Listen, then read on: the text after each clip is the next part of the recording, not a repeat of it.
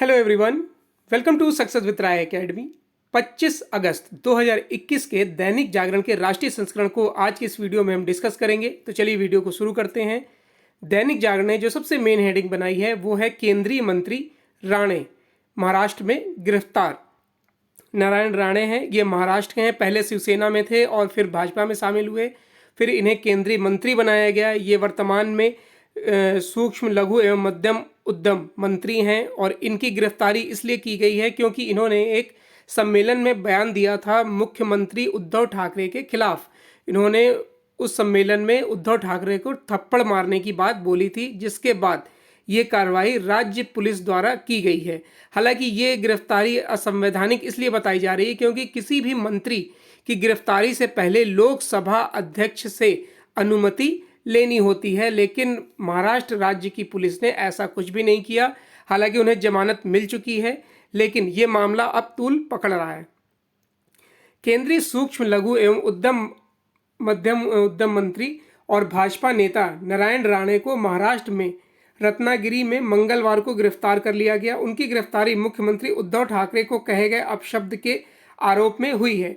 महाराष्ट्र में भाजपा नेताओं ने राज्यपाल भगत सिंह कोश्यारी से मिलकर राणे की गिरफ्तारी के विरुद्ध उन्हें ज्ञापन सौंपा। वहीं देर रात स्थानीय अदालत ने स्वास्थ्य के आधार पर राणे को जमानत दे दी।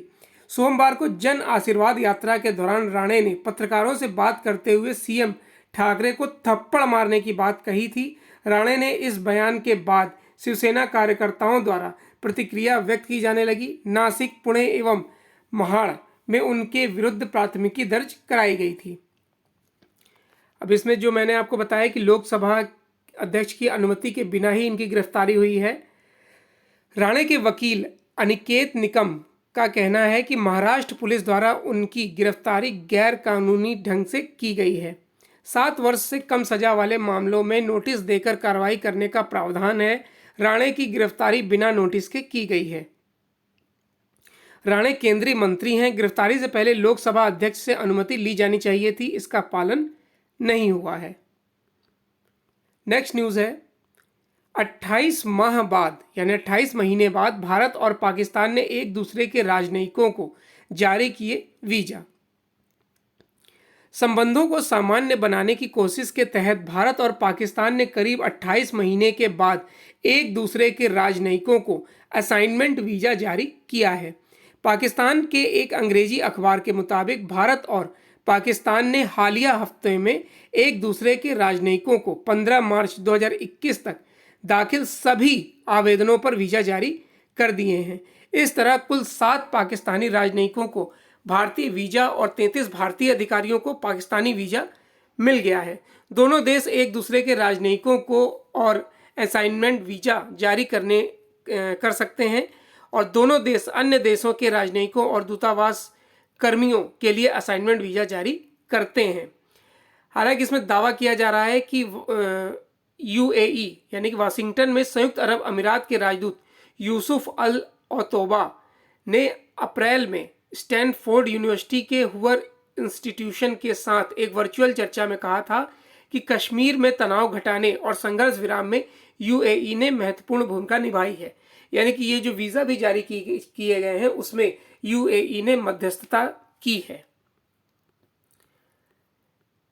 नेक्स्ट न्यूज़ है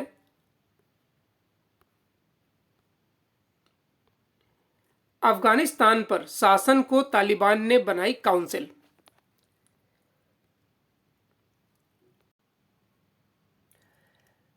अफगानिस्तान पर कब्जे के बाद तालिबान ने अपने शासन के लिए एक काउंसिल बनाई है। 12 सदस्यीय इस काउंसिल में देश के पूर्व राष्ट्रपति हामिद करजई, राष्ट्रीय सुरक्षा परिषद के प्रमुख अब्दुल्ला और तालिबान के सह संस्थापक अब्दुल गनी बरादर को जगह दी गई है। युद्ध प्रभावित इस देश पर शासन के लिए गठित इस परिषद में आतंकी संगठन हक्कानी नेटवर्क के अलावा तालिबान के कुछ शीर्ष नेताओं को भी शामिल किया गया है। परिषद में जिन लोगों को शामिल किया गया उनमें से 7 नामों पर मुहर लग गई है। न्यूज़ एजेंसी स्पुतनिक ने तालिबान के एक करीबी सूत्र के हवाले से यह जानकारी दी है। उन्होंने बताया अफगानिस्तान पर राष्ट्रपति और अमीरात की जगह 12 सदस्यीय परिषद शासन करेगी। अभी तक जिन नामों पर सहमति बनी है उनमें अब्दुल गनी बरादर, तालिबानी संस्थापक का पुत्र मुल्ला याकूब, हक्कानी नेटवर्क का शीर्ष सदस्य खलील उर रहमान, डॉक्टर अब्दुल्ला हामिद करजई, पूर्व गृह मंत्री हनीफ अतमार और इस्लामिक पार्टी के नेता गलबुद्दीन हिकमतायर शामिल हैं। नेक्स्ट न्यूज है, जम्मू कश्मीर में सुरक्षा तंत्र दुरुस्त करने में जुटी सरकार। देखिए, ये इसलिए तो सुरक्षा तंत्र मजबूत किया जा रहा है क्योंकि जब से तालिबान शासन में आया है तो जो पाक अधिकृत कश्मीर है उसमें कहीं ना कहीं आतंकवादी गतिविधियां और बढ़ सकती हैं या फिर भारत के खिलाफ आतंकवादी गतिविधियां बढ़ सकती हैं, इसलिए इस पर ज़्यादा जोर दिया जा रहा है। अफगानिस्तान की सत्ता पर आतंकी संगठन तालिबान के कब्जे के बाद जम्मू कश्मीर में खतरे की आशंका बढ़ गई है। केंद्रीय शासित प्रदेश में आतंकियों और उनके आकाओं की रीढ़ तोड़ चुकी सरकार सुरक्षा तंत्र को दुरुस्त करने में जुटी है ताकि देश के दुश्मन दोबारा फन नहीं उठा सकें। इसी सिलसिले में गृह मंत्री अमित शाह और जम्मू कश्मीर के उपराज्यपाल मनोज सिन्हा के बीच लंबी बैठक हुई है जिसमें वरिष्ठ अधिकारी भी मौजूद थे। बैठक में सुरक्षा तंत्र को मजबूत करने के साथ ही विकास योजनाओं को गति देने और कट्टरपंथी ताकतों पर लगाम लगाने पर विचार या विस्तार से चर्चा हुई है। मामले से जुड़े एक वरिष्ठ अधिकारी ने बताया कि अफगानिस्तान में तालिबान के आने से जम्मू कश्मीर में सुरक्षा हालात पर फिलहाल कोई असर पड़ने की आशंका नहीं है, लेकिन भविष्य के लिए इसे लेकर तैयारी जरूरी है। नेक्स्ट न्यूज पर आते हैं। नेक्स्ट न्यूज है, भारत को साल के अंत तक मिल जाएगी S-400 मिसाइल प्रणाली। भारत को इस वर्ष के अंत तक रूसी मिसाइल रक्षा प्रणाली S-400 मिलने जा रही है। जमीन से हवा में मार करने वाली इस प्रणाली के मिलने से भारत की मारक क्षमता और मजबूत हो जाएगी। भारत ने रूस से 5.43 अरब डॉलर करीब 40,000 करोड़ रुपए में 5 S-400 रेजिमेंट खरीदने के लिए अक्टूबर 2019 में समझौता किया था। International military technical forum army 2021 को संबोधित करते हुए अल्माज एंटे के डिप्टी सीईओ वाचेस्लाव डिजिरकलन ने सोमवार को कहा, मैं इस बात की पुष्टि कर सकता हूं कि तय कार्यक्रम और समझौते के तहत हम 2021 के अंत तक इस प्रणाली की आपूर्ति शुरू कर देंगे। उन्होंने बताया कि S-400 प्रणाली को संचालित करने के लिए भारतीय सैनिकों को प्रशिक्षित किया जा रहा है। वाचेस्लाव ने कहा कि भारतीय विशेषज्ञों के पहले समूह का प्रशिक्षण पूरा हो गया है जबकि दूसरे समूह का प्रशिक्षण चल रहा है। मैं इनकी संख्या नहीं बता सकता हूं।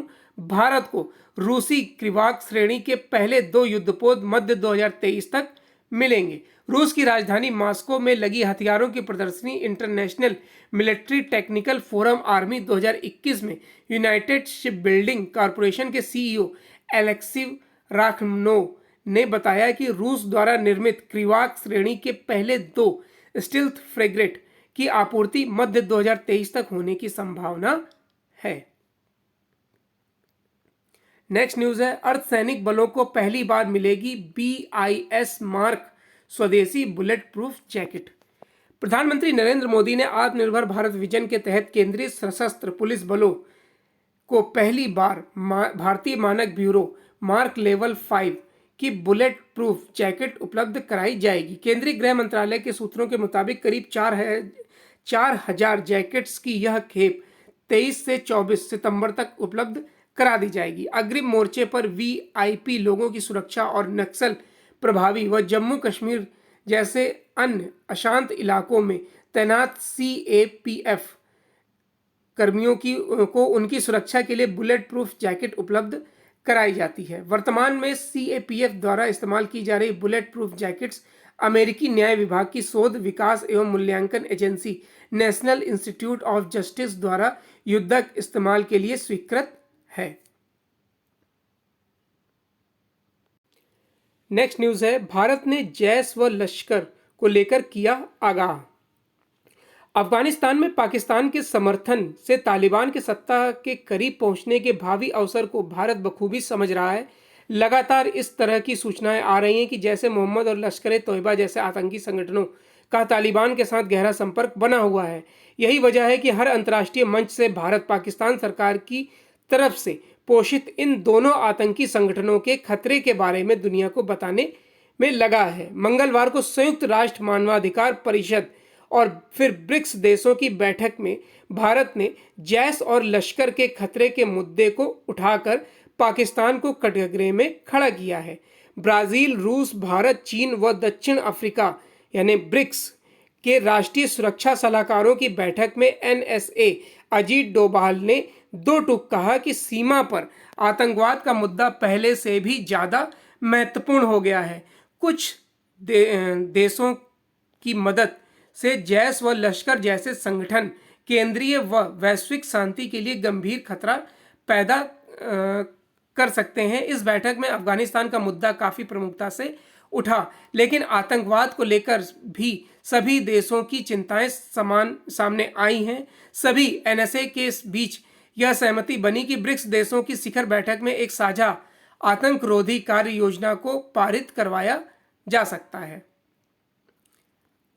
नेक्स्ट न्यूज़ है कि अफगानिस्तान पर वार्ता जारी रखें भारत व रूस। मोदी पुतिन के बीच 45 मिनट वार्ता हुई थी। अफगानिस्तान पर चर्चा भी हुई है। अफगानिस्तान के हालात ने भारत के लिए जिस तरह से कूटनीतिक चुनौतियां पैदा की हैं, उससे निपटने में सरकार ने पूरी ताकत झोंक दी है।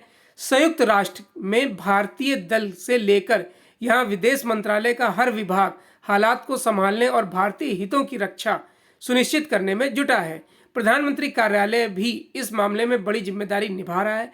प्रधानमंत्री नरेंद्र मोदी स्वयं लगातार हालात की समीक्षा कर रहे हैं, वैश्विक नेताओं के संपर्क में हैं। एक दिन पहले उन्होंने जर्मनी की चांसलर एंजेला मार्केल से बात की और मंगलवार को रूस के राष्ट्रपति व्लादिमीर पुतिन के साथ 45 मिनट लंबी वार्ता की है। इस दौरान अफगानिस्तान के हालात ही केंद्र में रहे और दोनों नेता इस पर आगे भी वार्ता जारी रखेंगे। पुतिन के साथ वार्ता के बारे में प्रधानमंत्री नरेंद्र मोदी ने ट्विटर पर जानकारी दी और लिखा कि अफगानिस्तान की स्थिति पर मेरे मित्र राष्ट्रपति पुतिन से काफ़ी विस्तार से और उपयोगी बातचीत हुई है। हमने दूसरे द्विपक्षीय मुद्दों पर भी बातचीत की है और आगे भी संवाद जारी रखने का फैसला किया गया है। नेक्स्ट न्यूज़ पर आते हैं। एडिटोरियल पेज में पहला आर्टिकल है कि हमें चाहिए संरक्षणवाद का सहारा, और ये आर्टिकल लिखा है आर्थिक मामलों के जानकार भरत झुंझुनवाला द्वारा। वो एक तरफ जिस तरीके से अफगानिस्तान में हालात हैं या फिर जो भारत की उत्पादक क्षमता है उस पर ये आर्टिकल लिखा गया है। राष्ट्रीय स्वयंसेवक के प्रमुख मोहन भागवत और प्रधानमंत्री नरेंद्र मोदी दोनों ने घरेलू उत्पादन को बढ़ाने का नारा दिया है। इसे अर्थशास्त्र में संरक्षणवाद कहा जाता है। इस दिशा में सरकार रक्षा क्षेत्र की तमाम वस्तुओं का आयात प्रतिबंधित करने की तैयारी कर रही है। कई चीनी ऐप भी बंद कर दिए गए हैं। जैकेट इत्यादि वस्तुओं पर आयात कर में वृद्धि की गई है। इसके पीछे यही सोच है कि देश में ही अधिकाधिक वस्तुओं का उत्पादन किया जाए, जिससे हम दूसरे देशों पर आश्रित न रहें और हमारी आर्थिक संप्रभुता बनी रहे। संरक्षण के ये लाभ सर्वमान्य हैं, लेकिन संरक्षण के विरोध में कई तर्क भी दिए जाते हैं जिनका निवारण जरूरी है। पहला तर्क है कि संरक्षणवाद में उत्पादक के हित पर ध्यान दिया जाए, न कि उपभोक्ता के हित पर। जैसे यदि हमने जैकेट पर आयात कर बढ़ाया तो देश में जैकेट्स का दाम जाहिर सी बात है कि बढ़ जाएगा। अगर कोई उसे मान लीजिए 5,000 में खरीदता है, खरीद कर बेचेगा तो उसे वो लगभग 6,000 में तो बेचेगा ही, तभी उसको फ़ायदा होगा। देसी जैकेट निर्माता अपने माल को महंगा बेचेंगे और उन्हें अधिक लाभ होगा, वहीं उपभोक्ता को महंगा जैकेट खरीदना पड़ेगा। यह तर्क इस तथ्य को अनदेखा करता है कि उत्पादन से ही क्रय शक्ति बढ़ती है। संरक्षणवाद के विरोध में दूसरा तर्क है कि हर देश को वह माल बनाना चाहिए जिससे बनाने में वह कुशल है। जैसे भारत यदि कालीन सस्ता बनाता है और चीन यदि जैकेट सस्ता बनाता है, तो भारत को कालीन बनाकर निर्यात करना चाहिए और चीन से बने जैकेट का आयात करना चाहिए। इससे भारत के कालीन निर्माता को अधिक मूल्य मिलेगा और उस बढ़ी हुई आय से वह चीन में निर्मित जैकेट अधिक मात्रा में खरीद सकेगा। यह तर्क भी सही है, लेकिन 3 बातों को नजरअंदाज करता है। पहली बात यह कि आयात पर निर्भरता में जोखिम जुड़ा है, जैसे कोविड संकट में अथवा तालिबान जैसों द्वारा किसी देश पर कब्जा करने के बाद वहां से आवश्यक वस्तुओं का आयात बंद हो जाता है। इस जोखिम से बचाव के लिए हमें कुछ उपाय करने होते हैं। उस उपाय पर आने वाले खर्च को आयातित वस्तुओं के मूल्य पर जोड़ना चाहिए। जैसे यदि चीन में बना जैकेट हमें 700 रुपए में मिलता है और उस पर 300 रुपए अर्थव्यवस्था के लिए जोखिम का जोड़ लें तो उसकी कीमत 1000 रुपए हो जाएगी। इस प्रकार वह सस्ता नहीं रह जाएगा। संरक्षणवाद के विरोध में तीसरा तर्क है अपनी स्वतंत्रता के बाद के कई वर्षों का हमारा अनुभव बताया जाता है।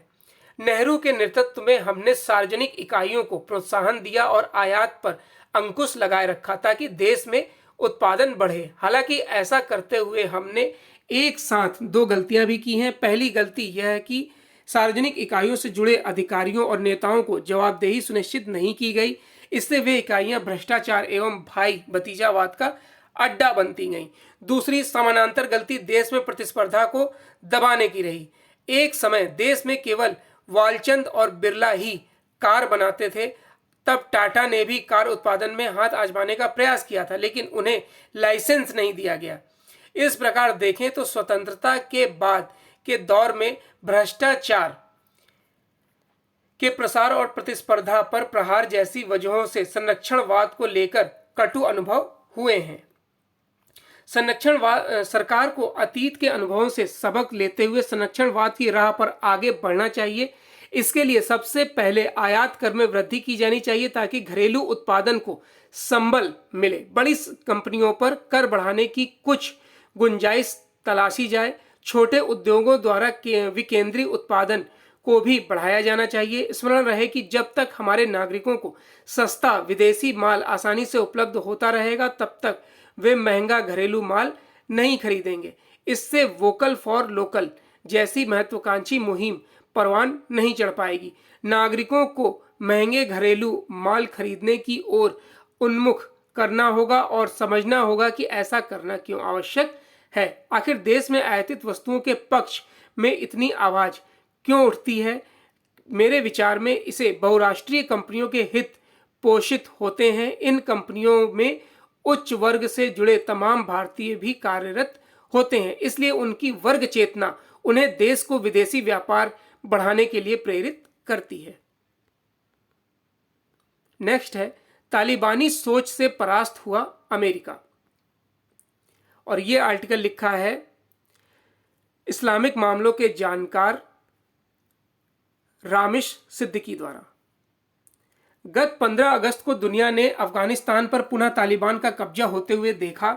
यह घटना अमेरिका और उसके सहयोगियों द्वारा 20 साल पहले शुरू किए गए युद्ध की विफलता का प्रतीक है। तालिबान के खिलाफ इस युद्ध में बड़े पैमाने पर जान माल और संसाधनों का नुकसान हुआ है। इतने व्यापक स्तर पर छेड़ी गई इस मुहिम का जो नतीजा निकला उसकी कल्पना नहीं की गई थी। ऐसे में गहन आत्मनिरीक्षण की आवश्यकता है। वर्ष 1929 में संक्षिप्त गृह युद्ध को छोड़कर पहले और दूसरे विश्व युद्धों के दौरान भी अफगानिस्तान काफी हद तक शांतिपूर्ण था, लेकिन 20वीं शताब्दी के मध्य में वहां की स्थिति बिगड़ना शुरू हो गई।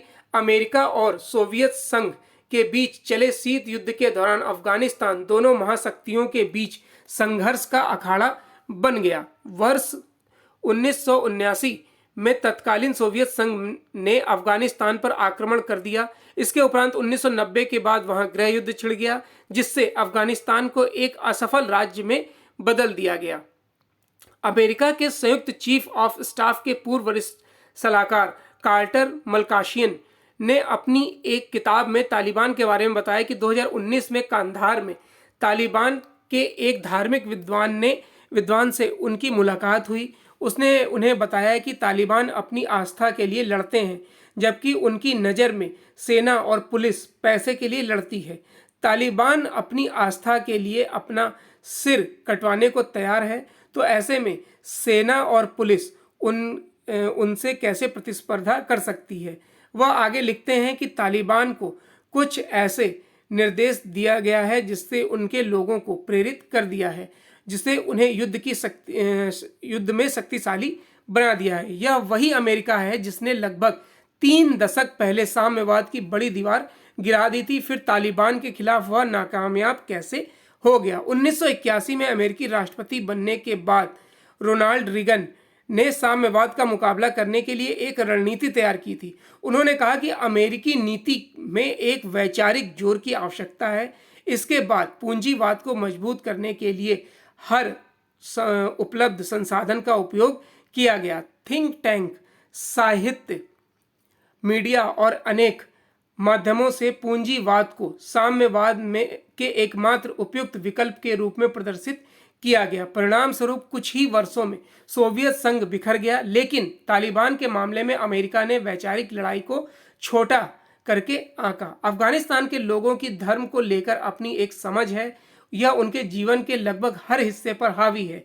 तालिबान के संस्थापक मुल्ला उमर ने इस बात को बहुत पहले ही समझ लिया था। उसने कुरान और पैगंबर मोहम्मद साहब की शिक्षाओं की गलत व्याख्या कर उन्हें प्रचारित किया। आज जब हम बहुत से पढ़े लिखे लोग भी जिहाद और किताल शब्द में अंतर नहीं कर पाते हैं, तो निरक्षर अफगानियों से कैसे उम्मीद की जा सकती है? वास्तव में तालिबान जैसा समूह एक विचारधारा की गलत व्याख्या की ही अभिव्यक्ति है। ऐसी विचारधाराओं से हम सिर्फ युद्ध के जरिए नहीं निपट सकते, उससे और गहराई से निपटने की जरूरत है। नेक्स्ट आर्टिकल है मनमानी का उदाहरण। ये जो नारायण राणे हैं उनकी गिरफ्तारी से जुड़ा आर्टिकल है। इसे डिस्कस नहीं करेंगे क्योंकि पहले ही न्यूज़ में हम इसे कर चुके हैं डिस्कस।